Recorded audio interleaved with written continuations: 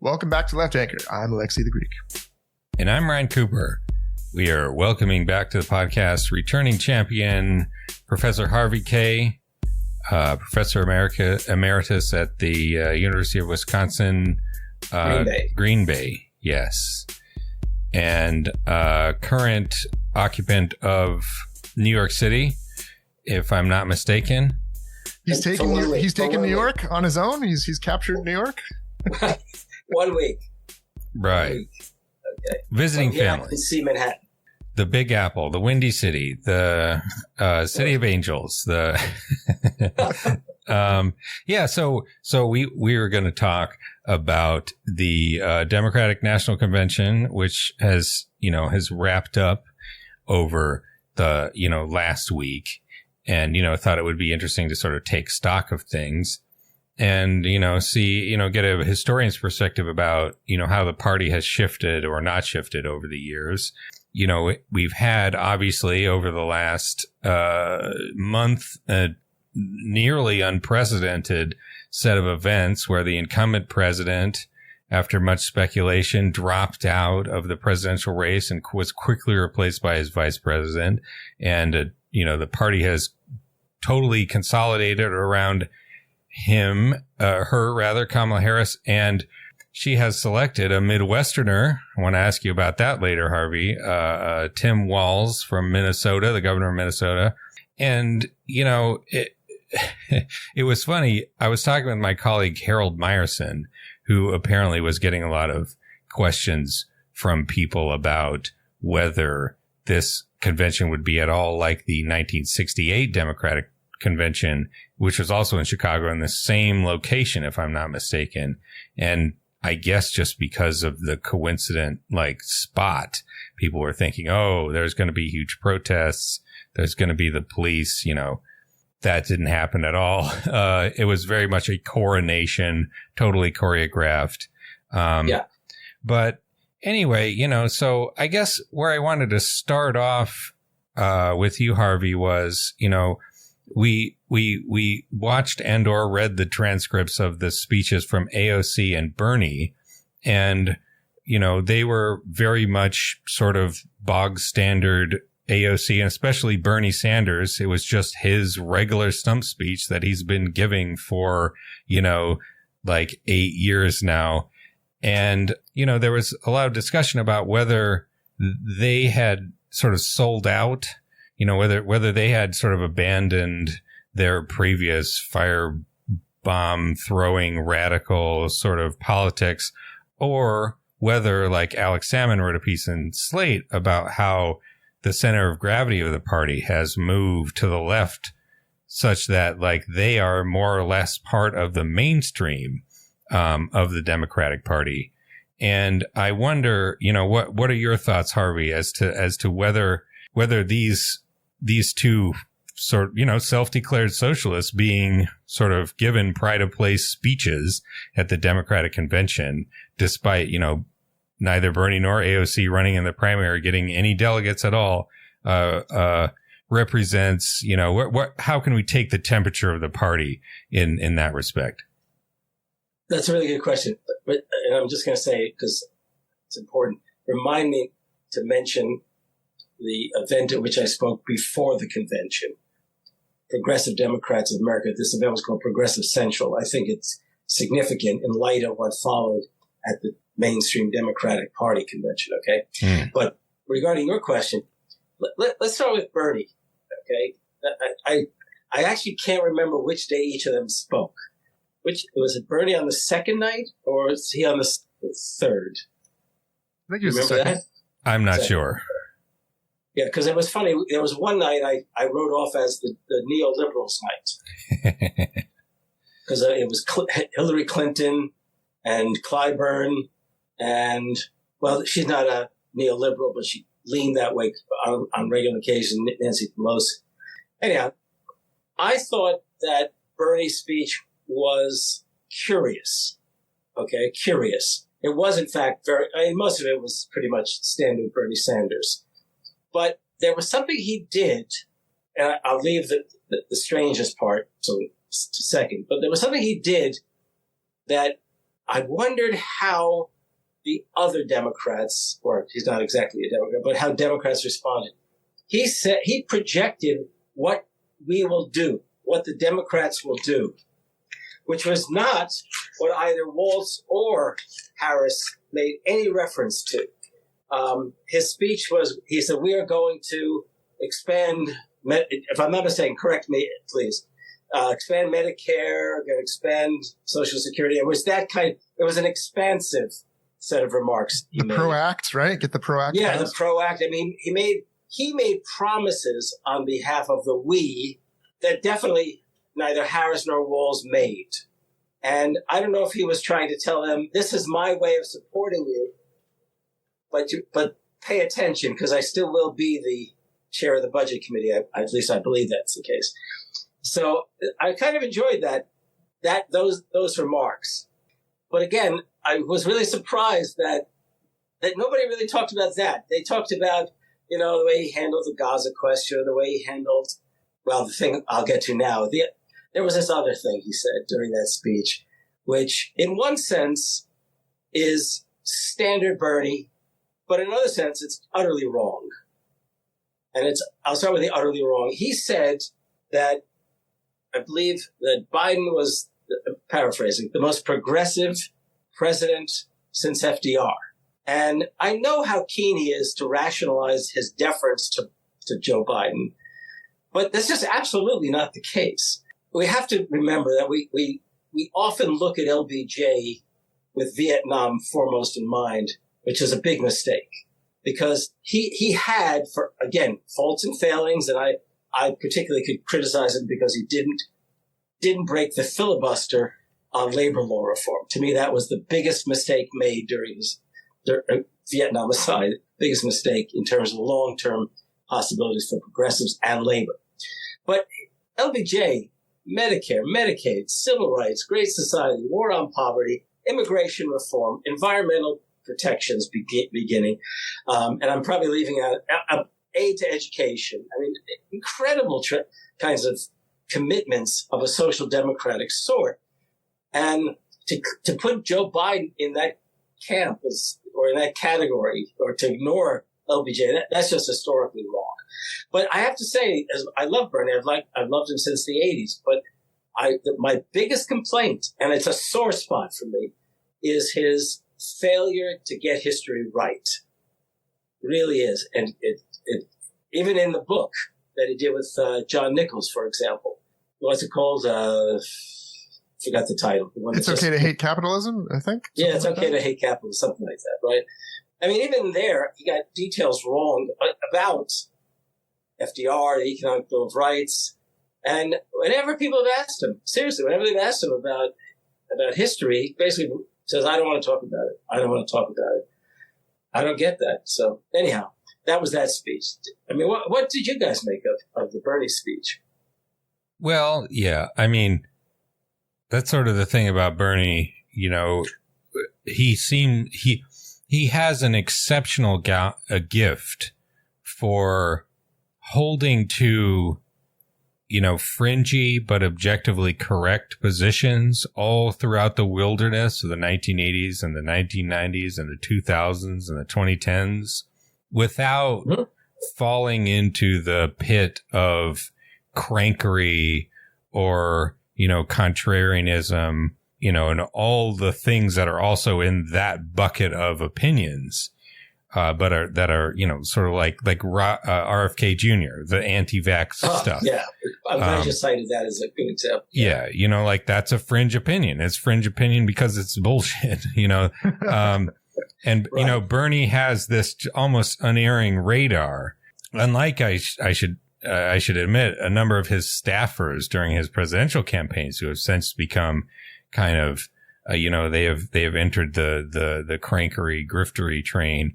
Absolutely. But Bernie is not an exceptional orator. He's not a scholar of history and of like judging presidents. It doesn't surprise me that he would be kind of boosterish, at the coronation ceremony.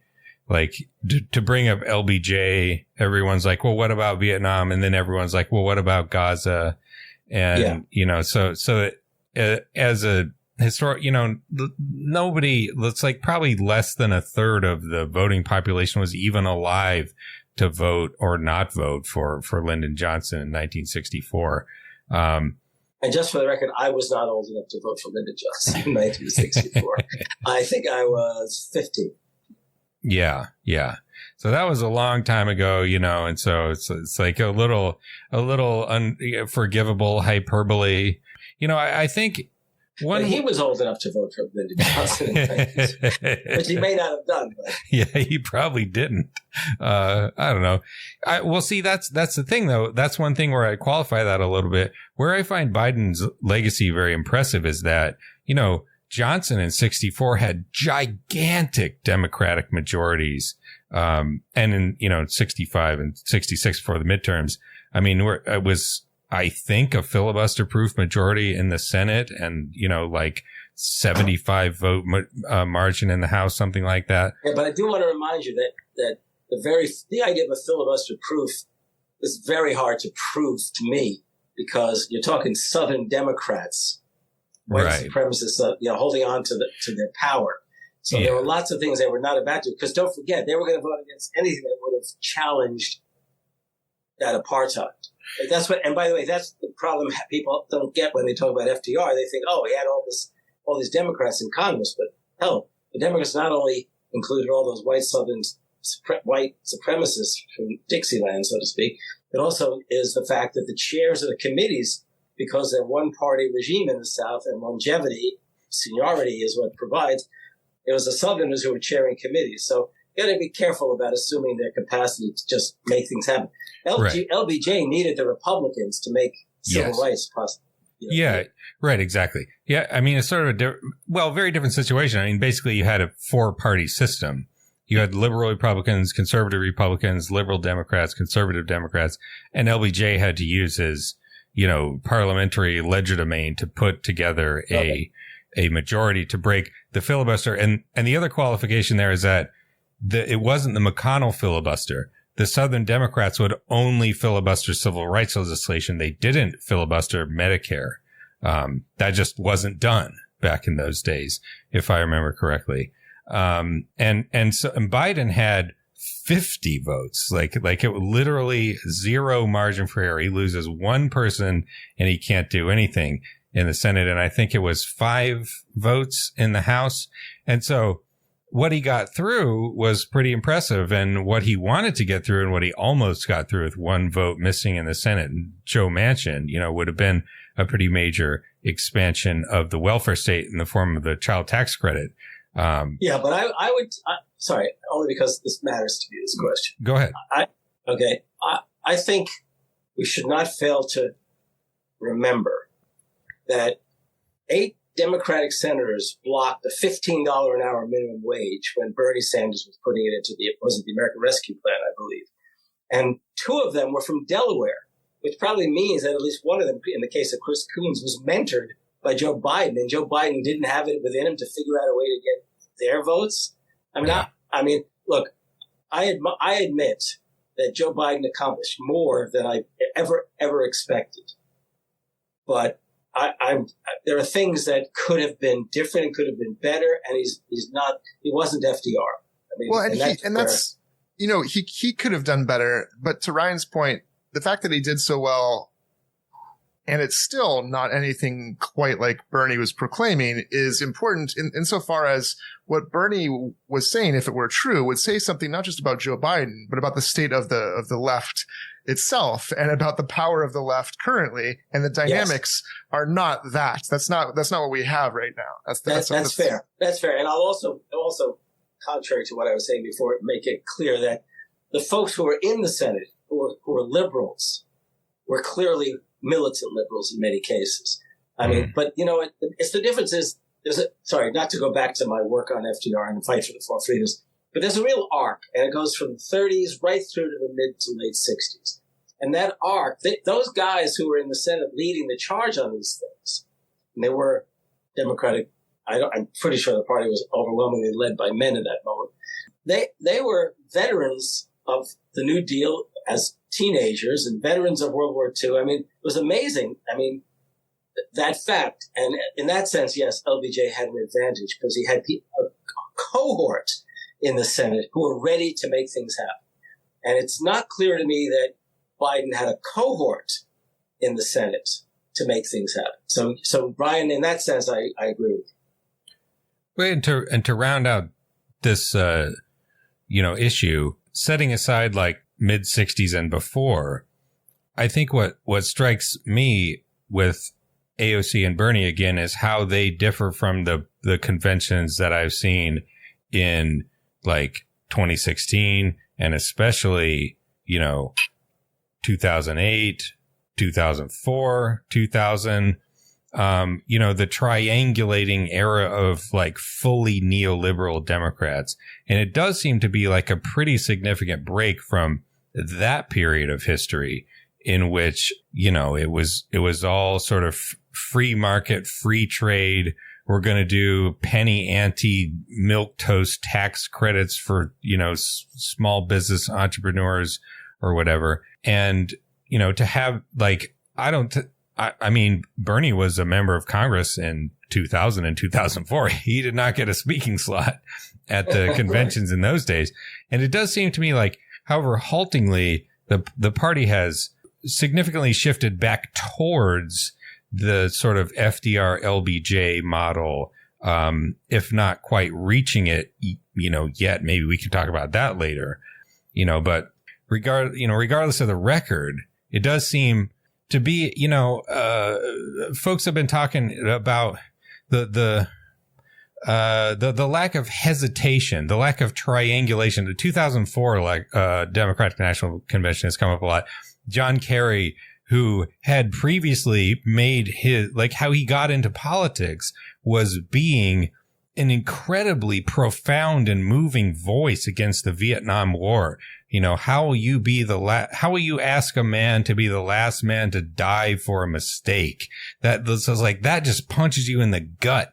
And then in 2004, he's running kind of sort of against a war that he voted for, but I'm going to manage it better, but it's not a good idea. But, just this complete twisted up lack of confidence in your own vision, the flip flopper John Kerry and just a lack of the confidence to sort of at least claim you're going to try to do the things you supposedly believe in. It's amazing how being rich all of a sudden changes one. Well, and also 1972 versus 2004. The world apart. I think it's also, you decide to be a politician. You make the choices that you think you have to make to be elected. And in those days, in the 1980s and 1990s and the early 2000s, it was neoliberalism, imperialism, and, that whole basket of stuff. And so by the end of that process, you feel like you can't say the things that you maybe believe. And it seems like Democrats have sort of lost some of that just learned helplessness, I guess, from the Clinton and Obama years, where it's like, well, I remember Nancy Pelosi actually said this once. It's like, I've been fighting for Medicare for all for longer than you people have been alive, in response to some critics, but I'm not going to put it on the floor of the House, Well, I think we have to look at the convention overall, because it is nice to have, some social democratic talking points, by Bernie and AOC, and even, Tim Walz's speech. We can get to that a little bit, but what's the function of having them up there? Is it so that Harris's speech, which has some reactionary elements, can be given the way that it was given? Is it so that you can balance it out with the Republicans they had speaking? And, it was not a very, consistent lineup of folks, right?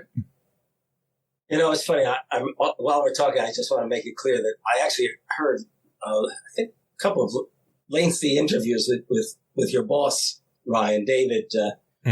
He was there covering the convention. Yeah, and I think it was in the interview with him, I was informed that beneath that podium is where all the corporate parties were taking place. All the corporate folk were gathering, who were sort of celebrating. I don't know if they were toasting their own control of the party behind the scenes or what, but but one could get that sense from the conversations I heard in these interviews. Anyhow, let's put it this way. This is not the same party as 2020. I accept that.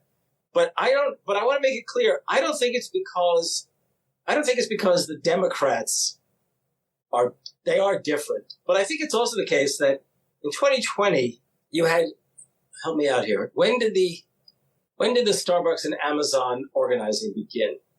Can you help me out there? I think that was about 2020-ish. And then you didn't have the resurgence of labor referring to them, the Teamsters, the UAW, the National Nurse. People are not even paying attention as they should. National Nurses Union. A former student of mine who's an organizer with them, one of my favorite students who graduated maybe 8 years ago, she's been batting 1,000 organizing nurses. I mean, we're living in the last few years has seen a resurgence of what had already begun in 2015 and 16, when you had the anti-fracking, you had the teacher strikes taking place. I mean, I could name probably half a dozen if I could, just quickly go back to 2015, 16. So I think that the case is that the Democrats, I mean, they can read the American people. I mean, neoliberalism has for 50 years pursued class war on working people. Now as Republicans and Democrats. I mean, it's not just, conservatives, Republicans, and the corporate elite manage the Democratic Party pretty effectively. So the point has come where if the Democrats can't find their way back to figuring out how to talk to working people, they're finished too. I mean, I'm not looking forward to the Democrats dying. I'd vote Democratic. But it's the case that, fortunately, let me put it this way. Whatever complaints I have of Bernie may have saved the Democratic Party. Because by being a part of it, okay? And young people, however disappointed and deflated they may have been by the way in which Bernie was treated both in 2016 and especially in 2020, it is the case that Bernie just may well have saved this party. And in some ways, he probably should have been able to speak on the keynote night to really get people going. But and also AOC, the AOC speech, I thought the AOC speech was an exaggeration, not unlike Bernie Sanders. Kamala Harris has not got a record of fighting for working people. In fact, Kamala Harris didn't even really talk about working people. That's the thing about the Democrats. They keep using this term middle class. You know that even in the 1950s, when the whole idea of a middle class society emerged, most working people did not consider themselves middle class. They called themselves working class. And this persistent use of the term middle class, is that the way of appealing to appeal to the Republican suburbanites? I don't know. But she said, I'm going to quote AOC about Kamala, the vice president, who fights every single day to lift working people out from under the boots of greed, trampling on our way of the greed, trampling on our way of life. Which isn't, she doesn't have a record of that sort. So AOC, man, I hope they pay her well after this event because she just went over the top. Yeah. Also, Kamala apparently is. Please, if I'm wrong, tell me. No. It's of a piece with the the much maligned line that she tried to backtrack afterwards. That Kamala Harris has been working tirelessly for a ceasefire in Gaza. It's almost like, as soon as they get a hold of someone who could actually cut off the arms from going to Israel, they'll figure that out, but they haven't figured it out yet. They're working tirelessly to see how to do that. That goes to Ryan's earlier question though, right? Like what is this a kind of co-option here? And maybe it's different in the case of AOC from Bernie, or what's that about? Is it simply that to get to the Bernie, we're going to do these things that we on the left wing want to do. We have to kind of help Kamala pass the test right now. And we're willing to kind of say what we need to say. And in AOC's case, she's willing to exaggerate even more. Okay. I figured, sorry, I shouldn't say it. I'm about to say I figured Bernie out in 2020, but what I thought in 2020, I think is even more important now because he's no longer a candidate. He was not a candidate for president this time. You had to ask yourself, why did Bernie not take out Biden in the debates? It's as blunt as that. Let's start with one fact. Biden was a loser in 2020 and they rescued his campaign. One. Kamala Harris she was even a bigger loser. She was out before it really began. And she had the audacity to be for Medicare and then not be for Medicare. I mean, she was a loser. Now, Bernie Sanders, why did he bow? Why did he defer to Biden in that debate? Why did he ever defer? Because he's a child of Holocaust survivors. Because he knows what fascism really is. And he can smell it in MAGA. And he can smell it in the Republican Party. Even if history doesn't repeat itself, but you can sense when authoritarianism that calls into being the ugliest forces in American life, right? Anti-Semitism, racism, and the desire to suppress women's rights. I mean, that's Bernie. I believe that, and I think that explains whatever he says when it comes to supporting Biden in 2020 and Harris in 2024. Now, the big question is, why was AOC so enthusiastic? And I don't know if it's co-option or this. She learned early on the squad failed as a squad. They failed. And the Progressive Caucus half the time has no right to call itself the Progressive Caucus. But they do, and that's life. And the squad is there, and in fact, they are significant in the Democratic Party, as that showed when they put her on stage that night. I think they're hoping or they're sensing that this is a different moment altogether. And that's where you're right, Brian. I think they sense that now is the opportunity. The old folks are going, okay? And it's their chance. The squad took a beating. You lost Bowman and Bush, right? But it is the case. These folks are still there. And I think they're hopeful because this election is pivotal, not simply because we've got to block authoritarianism. This is pivotal because it may well be that Harris wants to move. I mean, I can imagine people saying, what the hell is Harvey Kaye saying?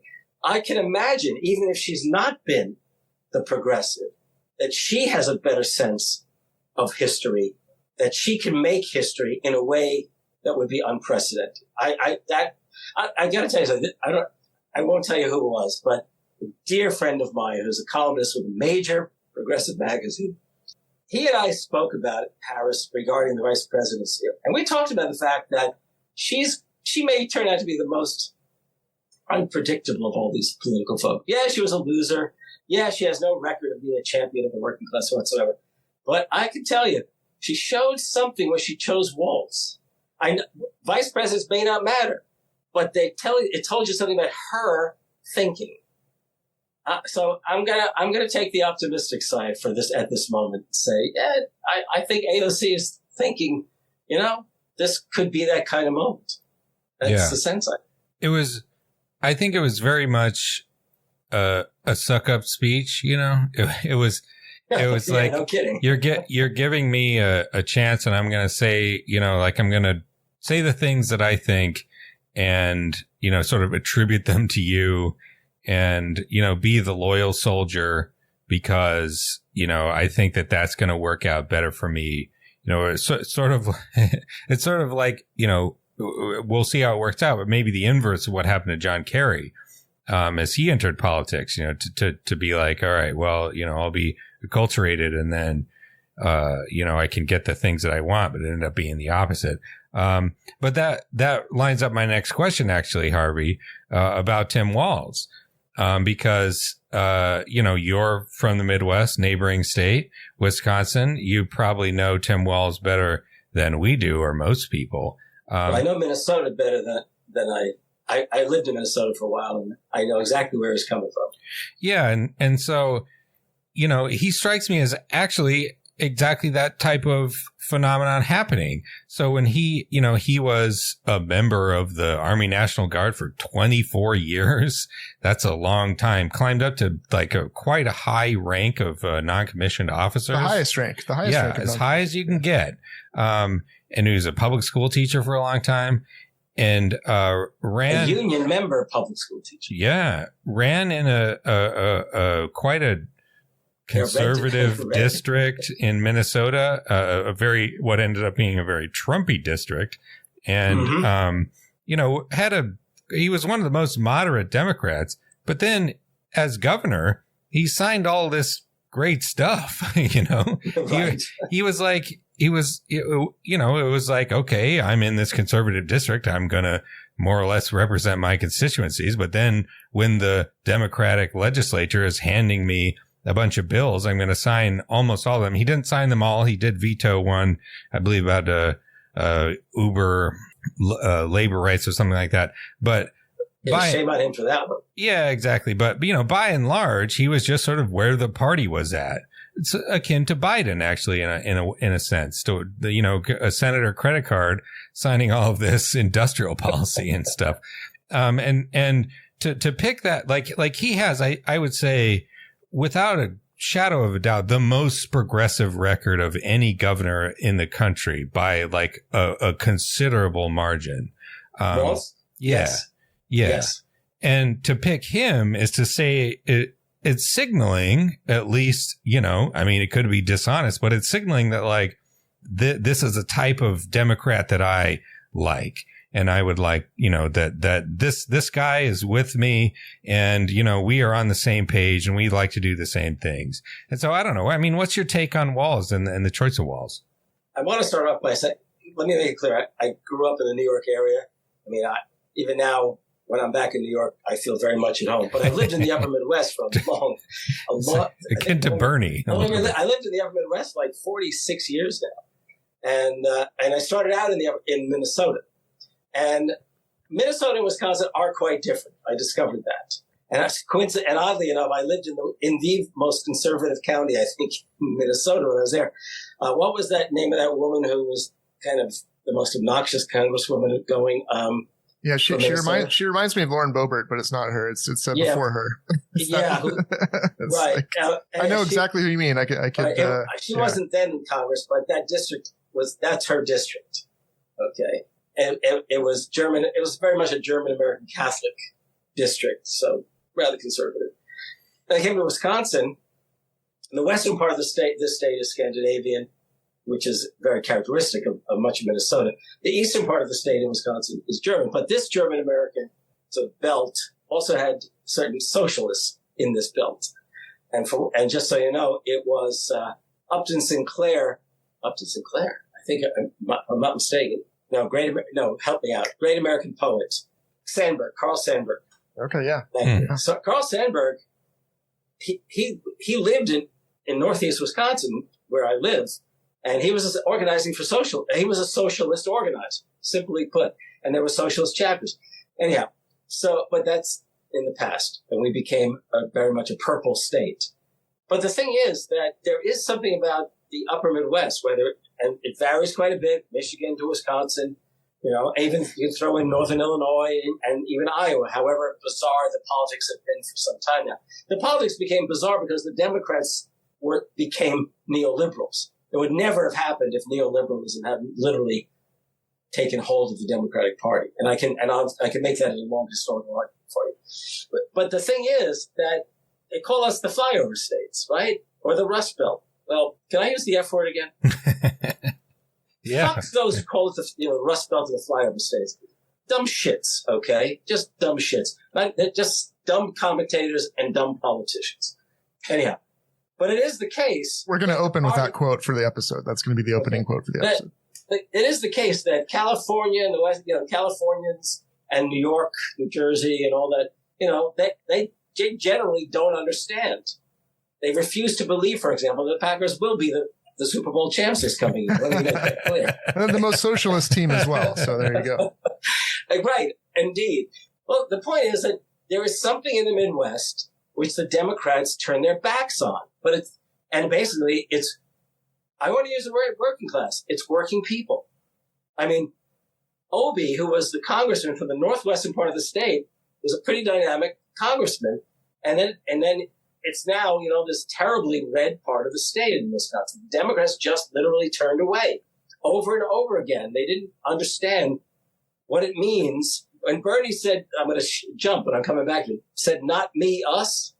He wasn't talking about the golden rule, treat others as, have them treat you. No, he's talking about we're in this together. We got to do this together.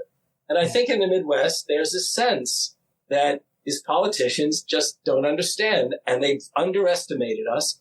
And the Democrats gave us NAFTA, and the Democrat, it's that kind of stuff. And he knew it, and he may well have been more progressive even when it didn't come across as progressive. But he won the district, and then he's governor, and then he's got the opportunity to start doing what a Minnesotan would do, what a Democratic Farm Labor Party politician would do.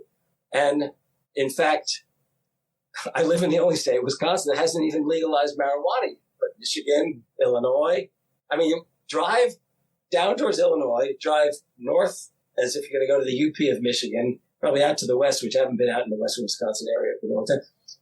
The billboards are all about, here's where you can buy your grass when you get across the river or whatever. Hey, Walz did something on marijuana, didn't he? Did he decriminalize it? Yeah. Yeah. So anyhow, it seems like a jumble I'm talking about. But the point is that the upper Midwest may well be the most social democratic part of the country if it had been accorded respect by the Democrats and appreciated by the Democrats. And the reason I say that, I'll never forget, there was a book by a guy who was very big in this, and of all places, the Foreign Affairs Council, that New York elite, foreign affairs, that produces the magazine Foreign Affairs. And he wrote a lot of books on politics and history and foreign affairs. His name, and again, I'm blanking on his name for a long time. It just popped into my head. I'll never forget, I was reading one of his books, which had to do with American history and regions.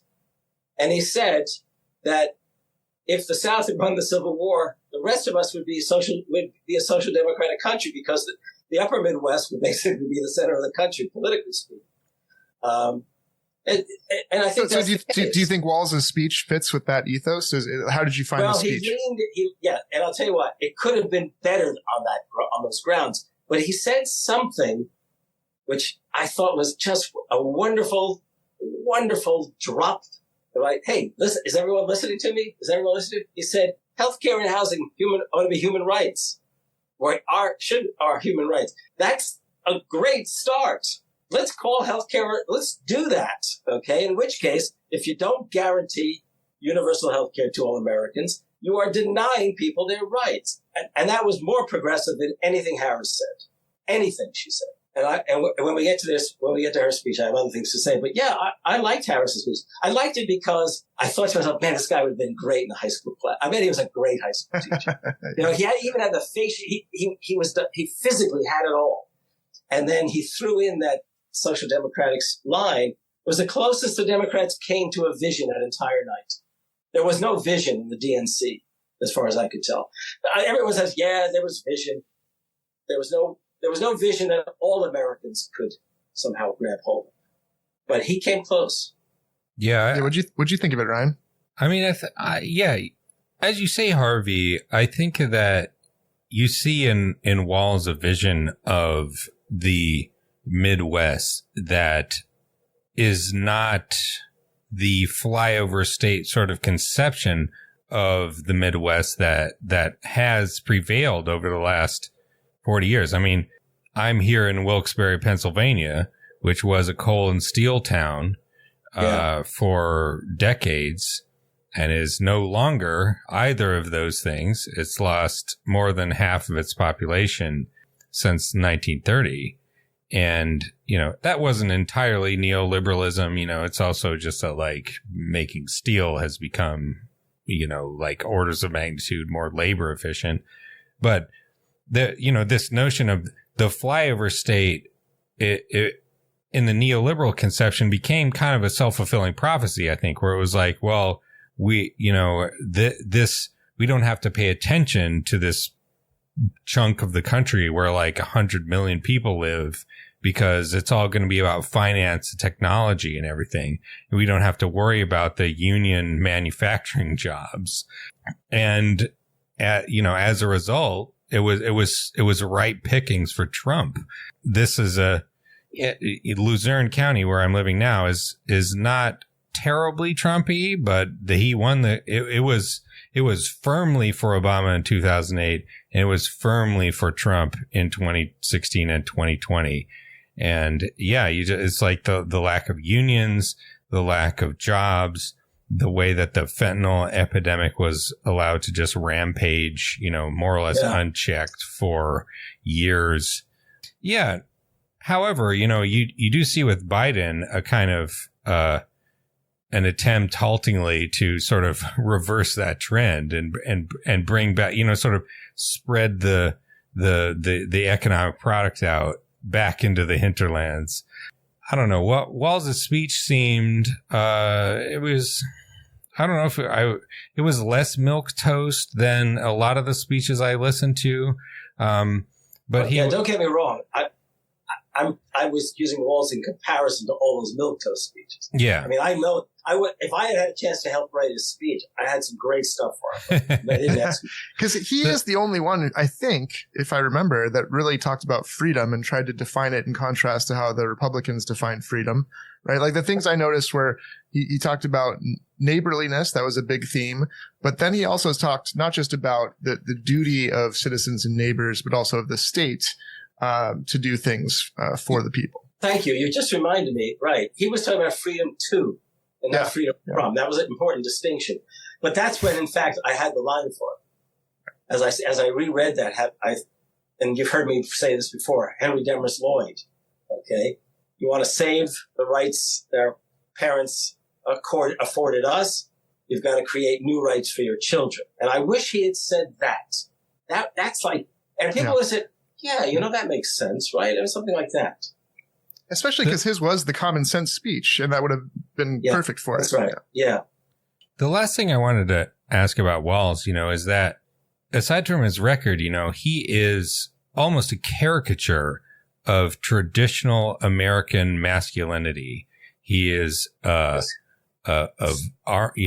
National Guard veteran, a football coach, white man hunter, gun guy. He was with the NRA for a while until they went completely insane. And now that was not unusual. Yeah. I know that was not unusual. I know a fair number of people like that in Colorado, where I grew up in rural Colorado, where it was like, I'm for gun rights, but like not for anybody can get a gun anytime they want with no questions asked. That's nuts. I just like to go hunting. I don't need a street sweeper to do that. But well, and he's a teacher, so all the school shootings, I'm sure, affected him, right? Yeah, no joke. That's got to be a visceral thing. That was when during his career became a just clockwork regularity type of thing. So, and in that vein, I just have to say, as a union member, as a teacher, Minnesota should be the model for the NEA to finally understand that it is a union, because Minnesota is a merged MEA, Minnesota Education Association, and AFT, which is not at the national level. Okay, when I taught in Minnesota at St. Cloud State University, it was MEA, Minnesota Education Association. But all the guys who were pretty much running it, at least the chapter that I was in at St. Cloud, they were all AFT people. And somehow, eventually, the state unions merged. And that's great. And so I think he comes out of I think Minnesota can be too nice sometimes, right? You've heard of that expression. Everyone says Iowa nice, Minnesota nice, Wisconsin nice. Minnesota can be too nice. But the point is, right, I used to tell people, sorry, I hate to take us away. I'll never forget when I lived in Minnesota.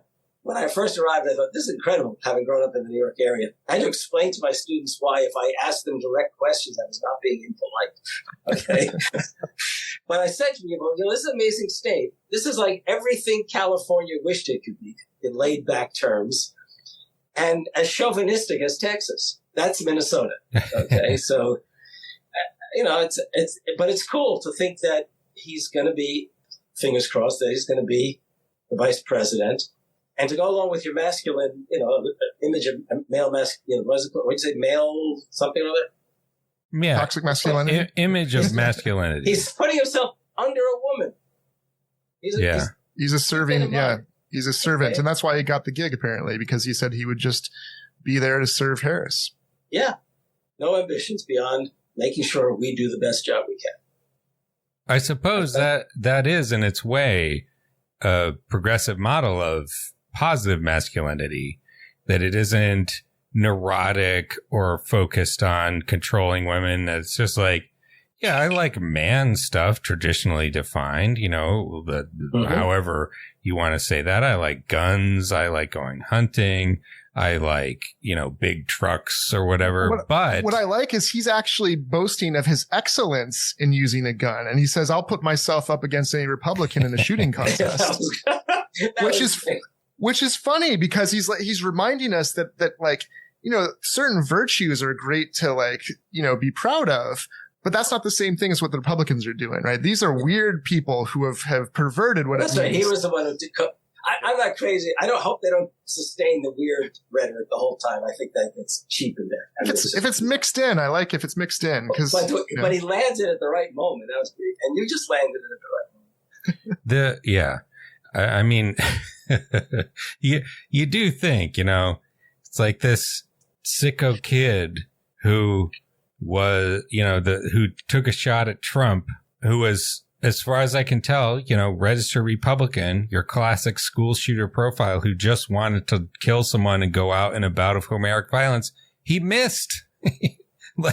He's like the whole, the whole cult of the gun. It's like you can't even use the damn thing.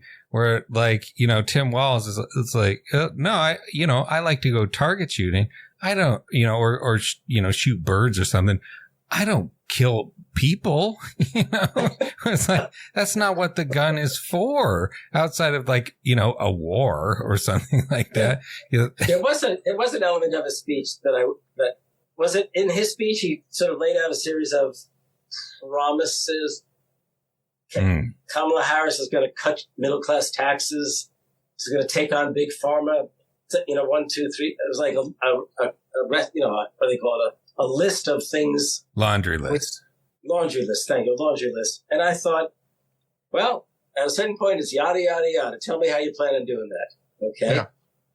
He might have said, for example, I'm sure it wouldn't have pleased anyone else hearing it, but I would like to have said, and I'm going to do what Kamala Harris didn't do as president of the Senate. I'm going to fire the sergeant at arms if she tells us we can't do something.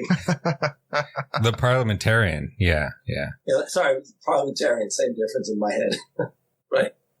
Oh, it is. Yeah. The classic Democratic stuff. It's like we don't have enough Supreme Courts. We're going to have another Supreme Court in the Senate to tell us that we can't do things when we could just have a vote and get rid of this person in 5 minutes. And that's, by the way, it's one of those things about Harris that I am skeptical, but damn, I want her to be my president, given what we're facing. I guess in our last few minutes, I want to talk about Gaza a little bit. We hadn't talked about her speech. Yeah, well, we could start with the Harris briefly mentioned Gaza. I think Bernie, I didn't read every speech, but I think Bernie had the strongest comments of any speech on Gaza. Harris had a little aside, one paragraph saying that, October 7th was bad, but we need a ceasefire. We need to return the hostages. We need to end the war. Well, she actually went beyond that. And I think it's important to acknowledge that. Sure. She talked about a sovereign Palestinian self-determination for Palestine. Yeah, she said it straight out. Okay. Yeah, but that's the Biden administration's been saying that all along, too. It's just she's an administration that's not doing anything to help it. It's the problem. There was no way she was not going to make the point she made about the United States commitment to Israel. This doesn't. You'd have to be in fantasy land to imagine it wasn't. Yeah, the way she did it though is, the Palestinians got the passive voice treatment. Lives were just lost. It was unclear who was killing them at all, and it was a very pro-Israel. I do understand. I'm not arguing against what Ryan was saying. What I'm getting at is that did not surprise me. It just didn't surprise me. More problematic, and I wonder if this was surprising given how savvy she was with the Walz choice, because I thought the Walz choice was also about not picking Shapiro, who maybe at the end of the day was just a smug motherfucker who she didn't like. I don't know. But the consultant class all wanted Shapiro, and the DNC was not savvy enough to let the representative from Georgia speak, even though if we thought AOC was ass-kissing, her short statement was even more ass-kissing, and it was the most neutral statement you could possibly imagine. And even though they had Republicans up there, they wouldn't let any Palestinian have 30 seconds. And so that, I don't know, that's definitely not sad. I had thought they were going to have a voice within the course of it. But just as an interest, See, I have to tell you, again, I can't name names on this case, but people I was talking to in labor, they were convinced Kelly was going to get it. When I said, what? I mean, that was my take. Yeah, that'd be weird, wouldn't it, to give up that Senate seat and everything? And that's strange. And by the way, one of the reasons that I heard they thought that might happen was that, he was an astronaut, right? Yes. Or at least an astronaut. Okay. And a military guy. He was a military guy, right? Yeah. I think it had to do with the fact that to reassure people that they would have somebody with that experience near the White House. Right? That was what I heard. I didn't believe it or didn't want to believe it, but that's what I heard. But I thought he was running for re-election right now, isn't he, in Arizona? And you can't really pull a guy out in the middle of his campaign, I wouldn't think, to do that. So I think he's up in 2026 but if you don't have astronaut incumbents in swing states, they're not a dime a dozen. Right. And to your point about labor, Kelly was against the PRO Act until the Veep stake stuff started coming out, and he turned on a dime. That's who they thought she was going to. Oh, I see. That's why they were worried. They were worried it would be him. I see. Right. I think they were just plain worried. Yeah. Okay, because they didn't. Keep in mind that for everyone's celebration of the Biden administration and labor, don't forget he screwed the railway workers. I mean, I'm sorry, I just don't buy into this celebration. Look, I even find Howard Meyerson on occasion doing, which I find kind of weird. But and Howard Meyerson he's my favorite. Actually, you've got two, Meyerson and Bain. You got some good guys there at American Prospects. And Ryan's pretty good. We like Ryan. Oh, well, that goes without saying. No, I assume that. Absolutely. I do have complaints about the magazine, but that's a different story. But with the Gaza thing, I mean, it seems to me more or less downstream of the fact that the Biden administration is completely like twisted itself in knots over this, where it's like, yeah, no, that's right.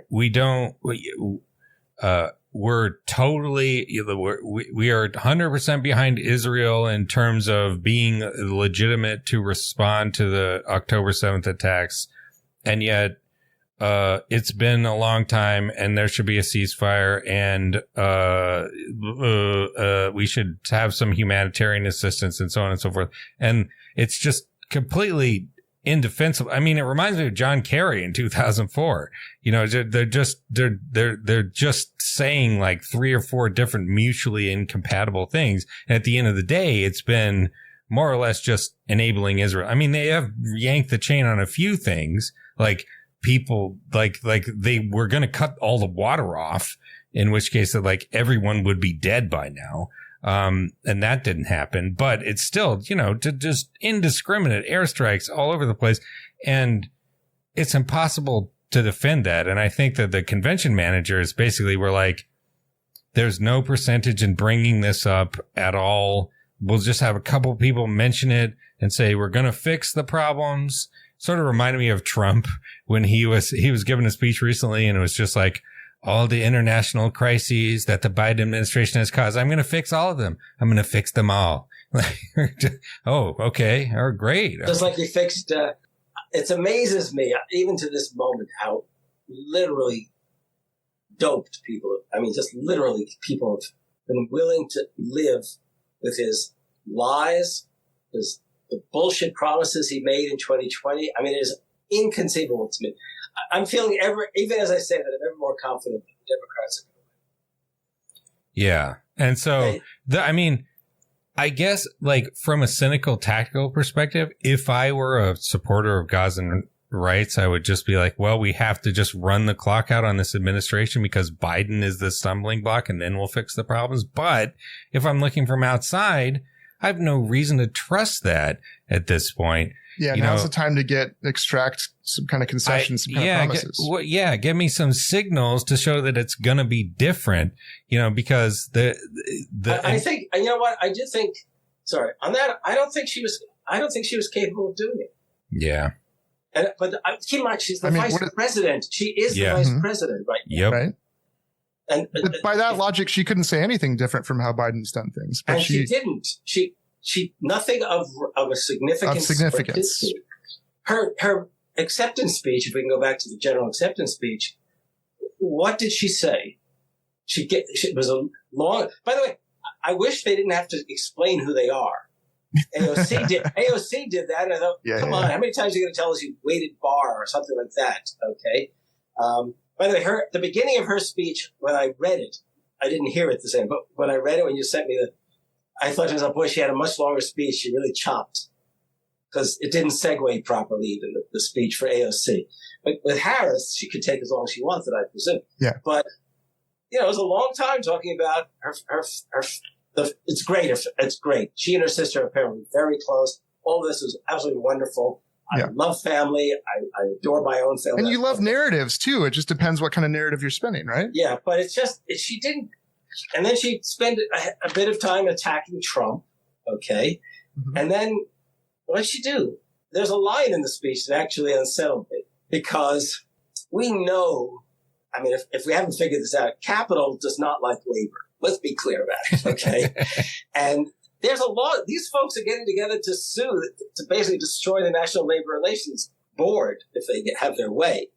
And then she said, I'm going to bring together labor and workers and, so and business. And I thought, wow, she got this 1950s kind of understanding. And by the way, that 1950s understanding, the largest strikes in American history occurred in the course sometimes of the 1950s.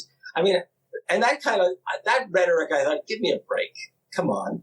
Yeah. I mean, she only mentioned small businesses and entrepreneurs, but this is where she's like kind of threading. No, she said American companies. American companies? American companies in that sentence. Then she says small business entrepreneurs. That's what you get for sending me the link to the actual text.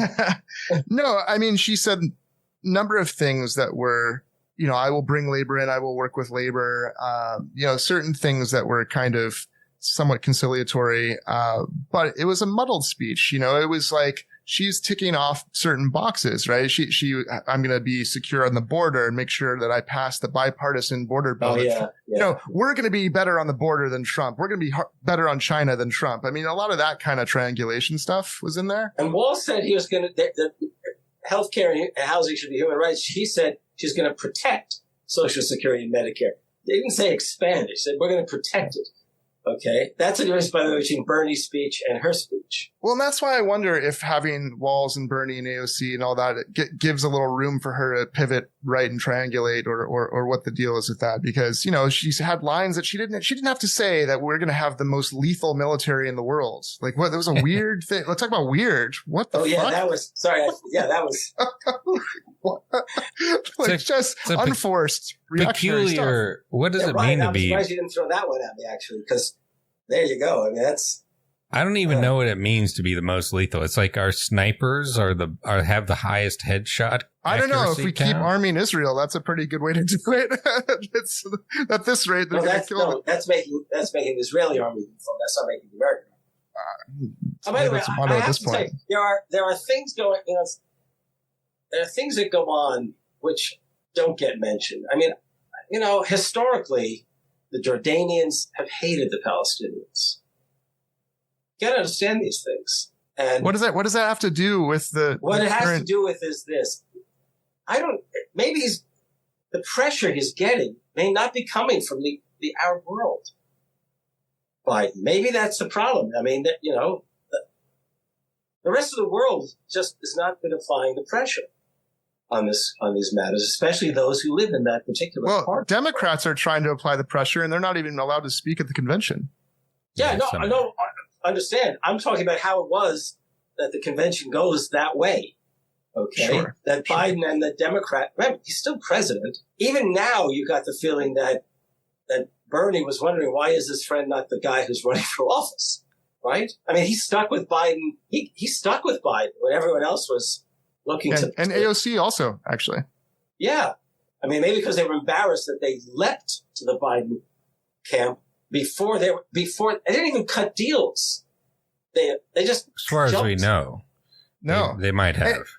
And if we have a few minutes, before we go, I want to get your opinion on the best possible president that Harris could be. You said there's opportunity there because she might have ambition. She might be an opportunist in a positive way, actually, depending on the progressive winds and how they're blowing. But when you talked about FDR in your books and on the podcast, you mentioned something that I think isn't mentioned enough about a great political leader, because they have, look, with all this stuff with AOC and Bernie, we don't know what the inside baseball is. We don't know what the pressures and calculations are, the deals that are going on. But something that you've always said is you can trust someone like an FDR when they ask to be pressured and pushed, and when they are asking for mass politics to move them in the right direction. That's right. In fact, yes. By the way, and that's been on my mind. I actually made notes and somehow, but Brian's questions took me in other directions. Okay. Which were, by the way, better questions than I expected. Okay. No, I didn't know where we were going tonight to begin with. But here's the thing.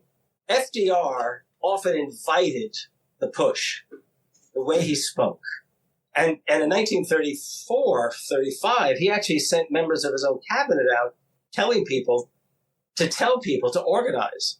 They wanted housewives to organize what became the housewives movement. I mean, they did. They wanted that pressure because he wanted the pressure that Eleanor provided him. Because in the case of Eleanor, it was said he would tell the congressman who said, "What the hell are you letting your wife make all these remarks?" He says, "You try to control your wife." That's not a joke. I mean, it is a joke, but he meant that humorously because that's what he wanted.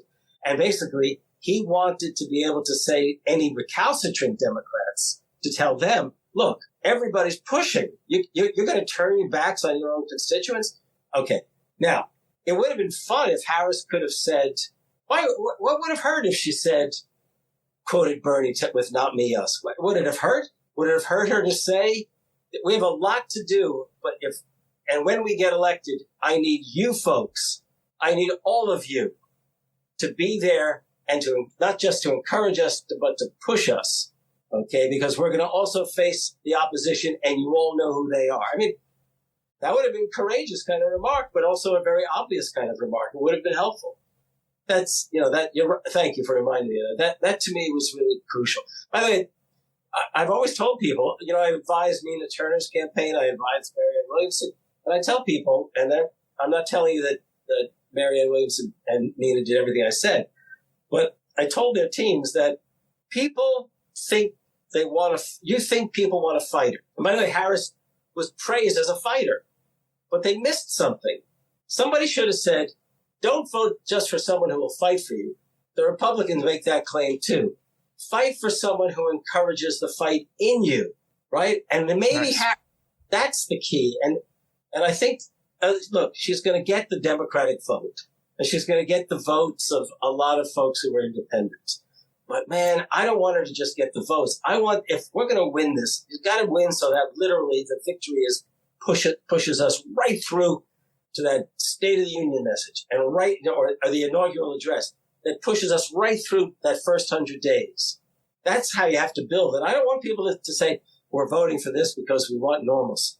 I want people to say, we're voting for this because we know goddamn well that we need higher wages. We need labor organized. We need labor organized with a vision. By the way, if we talked about labor, then I was going to tell you labor's dynamic, but it's missing its opportunity over and over again. Sean Fain and the whole crew, when have you heard them talk about labor speak for all workers? Labor wants, excuse my reference because you know where I'm going, an economic bill of rights for all Americans. I mean, I walk around every day angry because people just don't know any history and they're failing to take hold of it. They know a little more whenever you're on with us, though, Harvey. So thank you. All the 300 million people who listen to this podcast. But I will say look, I spoke at this Progressive Central thing, and unfortunately, Alan Minsky trusts me a lot because he said you're gonna be one of the early speakers because I want it to be something to tie together every interest group possible on the left is going to speak for housing or for labor or for immigration. But somebody's got to bring it all together somehow. And I'm depending on you. You could have put me at the beginning or the end, but Bernie got the end. He spoke last. So, I mean, we desperately need both what they're telling us and also a vision so that people feel bad if they haven't pursued the push. Let me ask this. Would an FDR-style presidency from Harris actually encourage the fight also in the left representatives? Like, would she want, if she was doing this mode of politicking, to have Bernie or AOC give statements in public that were to the left and pushing her publicly, a kind of like wink, wink, nod, nod? That's helpful to me that you're doing that kind of thing, or what? Well, I hope in some ways, as I said, I believe, I'll never forget it was AOC or Bernie. AOC was, no, one of them was talking about what we were going to do. Bernie did. Yeah, Bernie. Yeah. Those kinds of, I just wish it came amidst a lot of other, speeches that didn't do that. But yeah, Bernie, what he was saying, we all should be saying in some ways. Look, I did a Jacobin, of all things, I did a Jacobin podcast after Biden's victory that spring. It's titled, What Makes a President Great? And my argument was, if you look closely at the records of, I know the faults and failings, Washington, Lincoln, but Washington, Lincoln, and FDR, they are undeniably the three greats in American history as leaders and as presidents. I say leaders because Washington's leadership began before there was a president. Their lives, however many mistakes they made, in the case of Washington, we're talking about a slaveholder, but Washington's own military leadership depended on his being pushed at times. When he took his Virginia troops up to New England, and he discovered that the New England militias were filled with black and mixed race and Indians. He was under orders. I'm not supposed to have them here. And soon enough, he must have pissed off the white guys in those ranks. And what, you're going to throw out my buddy? You're going to do all that? And eventually, he didn't do it loudly, but they had lots of people of color in the American Revolution, which we failed to appreciate. I mean, I read one estimate was 1 of every 5 of the Continental troops was a person of color. You got to be careful. The Republicans will call that a DEI program. Yeah. and then along the way, he learned how to be pushed, sometimes by his fellow politicians and others. Sometimes he went his own way. And, out in Pennsylvania, they shut down the whiskey, what was called the Whiskey Rebellion. Lincoln couldn't move on slavery until all those African-American slaves were heading to the Union lines to say, I want to serve the Union, even if it means I'll dig the ditches and trenches for you. And that empowered him then to pursue what he always wanted to do, which is get rid of slavery. So you look at those three, if we're going to have a success, so I said in a Jacobin podcast of all places, if we really want to make history, we're going to be pushing, we're not to be complaining about Biden. We're going to be pushing him. We're going to hope that he's willing to listen to this kind of push. And then I'll say the same for Harris. That, she definitely needs a push because she's going to get a lot of pressure from the donor class. She already hasn't been getting it, like to fire Lena Khan, right? Yep. Must have had a lot of pressure when she backed out of Medicare for All in her own campaign back in 2020. I know I'm speaking fast and I'm rambling a bit because I know we're reaching at the end, but yeah, damn it. The left, I don't even know if there is a left. I'll be honest.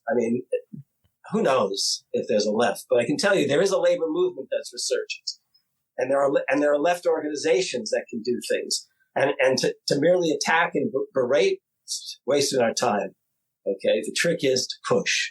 Push, push, push.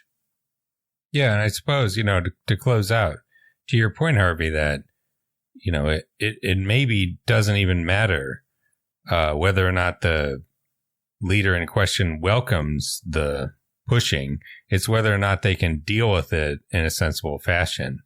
That's well said. Very well said. As compared to, who is it? Charles II in England, it's just like recalcitrant monarchs throughout history who invited revolutions and so on.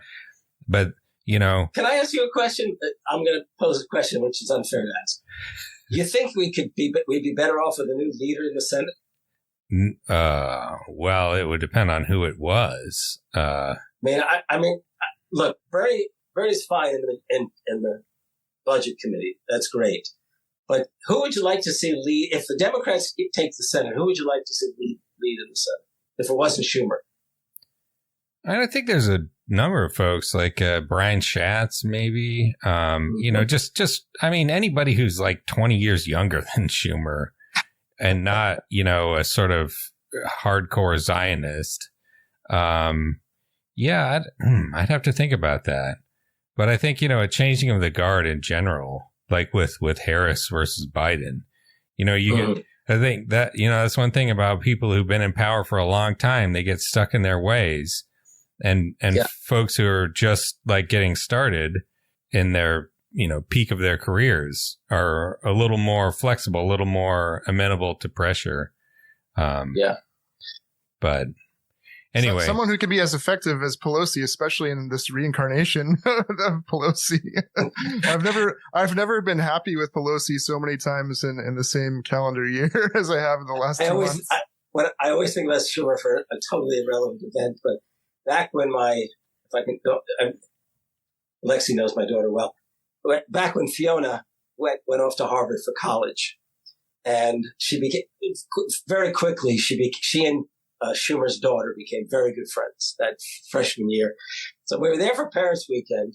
The Schumers were there. I didn't meet him, but I met his wife, who was politically active in New York City. And this is to show you East Coast sense of geography. She said to me she wanted to offer her condolences. And I said, for what? She said, on the loss of your senator. I said, what? And then it dawned on me she was talking about Paul Wellstone. Paul Wellstone from Minnesota. I said, no. I said, I'm from Wisconsin. And like that, I said, but actually, I kind of wish Wellstone was my senator. So yeah, thank you. Okay. Yeah. Well, folks may surprise you, and at this point, we just, I guess that's what we have to hope for. That Kamala definitely surprised me over the last month. I thought she was kind of this bumbling oaf, and turns out she organized this just incredible changing of the guard. And I have correspondingly upgraded my estimation of her political, talents. And, that's something I've been wondering about. I'm glad you put it that way. I've been wondering about that. I have more hope because it seems like it's worth the fight now to fight the Democrats to do what they're supposed to do. When in not that long ago, I was feeling pretty depressed about he was going to fight anyway, but it didn't seem like it was going to be well worth it necessarily. Yeah. But, we can call it there. Thanks for listening, everybody. Thanks for coming on, Harvey. Thank you. Always great to see you guys. Always a pleasure. Sometime I'm going to get to Philadelphia, although I know you're not there anymore. He'll come down for you. I'm not far. I've got an electric vehicle. But yeah, thanks for listening, everybody. We'll see you in the next episode.